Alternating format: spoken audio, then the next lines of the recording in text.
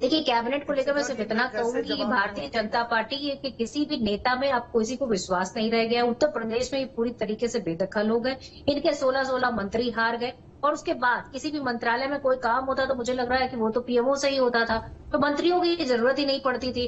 अभी भी इनका आंतरिक कलह इतना है कि ये डिसाइड नहीं कर पा रहे कि उत्तर प्रदेश में मुख्यमंत्री रहेंगे भी या नहीं रहेंगे। तो हकीकत में ये पूरी तरीके से ये हिली हुई सरकार है और इसकी सरकार का कोई एजेंडा नहीं है। आप देखिए उत्तर प्रदेश में जो अयोध्या के लोग हैं, लोगों ने देखा आईटी सेल उनको कोसना चालू कर दिया है।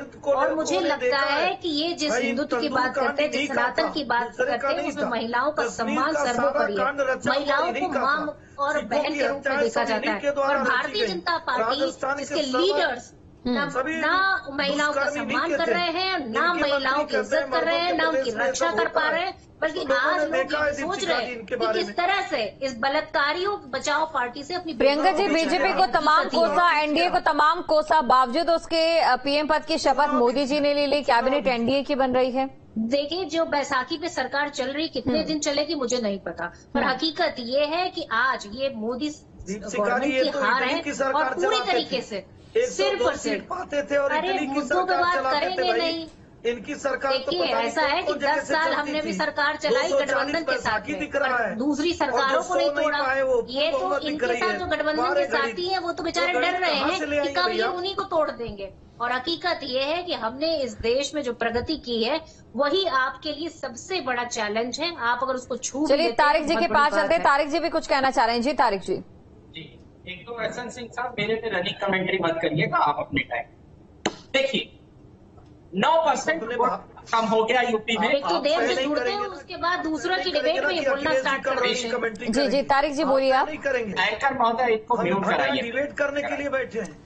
तारिक जी बताइए आपकी आवाज ऑडिबल है।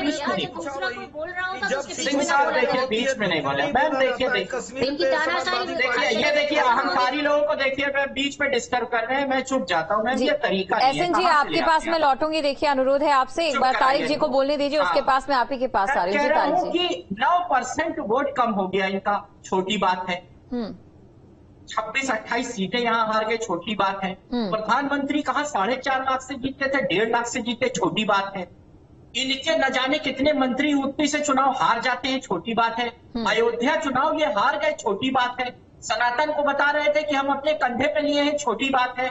मुसलमान आरक्षण के विरोध में चुनाव लड़ा और चंद्रबाबू नायडू के साथ मिलकर मुसलमानों को 4% आरक्षण दे रहे हो, छोटी बात है। छोटी बात है। कह रहे थे कि जब तक जिंदा हूं मुसलमानों को आरक्षण नहीं देने दूंगा। अब चंद्रबाबू नायडू के साथ मिलकर वही 4% मुसलमानों को आरक्षण दे रहे हो, उसके समर्थक बने हो। क्योंकि सत्ता की मलाई चाटनी है। सत्ता की मलाई चाटने के लिए किसी हद तक गिर जाओगे। भारत के हिंदुओं के साथ छल कपट किया आप लोगों ने। क्यों? क्योंकि उनसे वोट मांगा कि तो मुझे वोट, मैं आरक्षण नहीं होने दूंगा धर्म के नाम पर। और वही 4% चंद्रबाबू नायडू का लड़का कह रहा है जारी रखेंगे। क्या स्टैंड है? मुंह नहीं खोल रहा इस बात के ऊपर, चुप बैठे, गूंगे बहरे हो चुके हैं ये लोग। सत्ता के लिए किसी हद तक गिरने के लिए तैयार है। चलिए एहसन जी के पास चलते हैं। आपने तमाम जो आरोप हैं बीजेपी पर लगाए हैं, एहसन जी से जवाब ले लेते हैं। एहसन जी, इसी के साथ मेरा ये सवाल है, विभागों का बंटवारा तो कर दिया गया है, लेकिन क्या सहयोगी दल इससे खुश नजर आएंगे और क्या 5 साल तक आगे भी खुश रहेंगे? एक और सवाल मेरा यहाँ पर आपसे, ये निर्बाध तरीके से अभी तक बीजेपी के जो फैसले थे, चाहे मोदी सरकार 1 या मोदी सरकार 2.0 की बात करें, वो आगे भी जारी रहते थे, लेकिन इस बार स्थितियां और परिस्थितियां दोनों ही अलग हो गई और ऐसे में जब सामने मजबूत विपक्ष नजर आ रहा हो तो किस तरीके से बीजेपी से देखिए? दीपशिखा जी, दोनों बातों का जवाब देता हूं। पहले आपकी बात का जवाब देता हूं। देखिए आज लोकतंत्र कायम है जी। आज ईवीएम पे भी गाली नहीं है और एनडीए की सरकार बन गई, ये सब लोगों ने देखा। और ये जरूर आपको बताना चाहूंगा कि भारतीय जनता पार्टी और सहयोगियों के साथ जो सरकार है वो पूर्णतः 5 वर्ष पूरा करेगी, बहुत मजबूती के साथ। जो दूसरे लोग हैं वो गाली देने का कार्य चुनाव में भी किया और आगे भी करते रहेंगे। अब दीपशिखा जी अपने मित्र की बात को तो भूल बरसा रहे थे पूरे चुनाव। प्रियंका जी एहसन जी को बोलने दीजिए जी। किसी ने समाजवादी पार्टी को वोट नहीं किया, हम नहीं मानेंगे। हम नहीं मानेंगे कि राम तो मंगलसूत्र याद आ रहा था के नाते समाजवादी